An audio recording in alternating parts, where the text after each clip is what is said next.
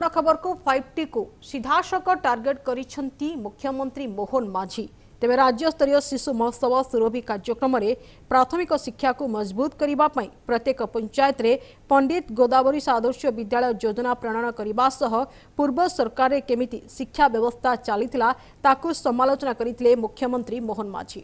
विशेष करके शिक्षा क्षेत्र में एक वैप्लविक परिवर्तन आने जहाँकि भित्तिभूमि शिक्षा क्षेत्र जोटा कि प्राथमिक शिक्षा ये प्राथमिक शिक्षा को जदि ये भित्तिभूमि को जदि आम सजाड़ा ताले निश्चित भाव में जो भित्तिभूमि थरे दृढ़ हो गले आगामी दिन में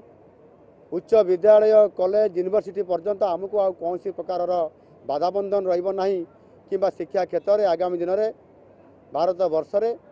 आम पिला मानकर भविष्य एवं कंपटीशन आम निश्चित भाव में बहुत आग को जापर आउ गत सरकार मानकर जेभली भाव में भित्तिभूमि न थाई एक 5T ना रे रूपांतरण करने ना रे जेभली भाव में भंगा काथरे चून देवा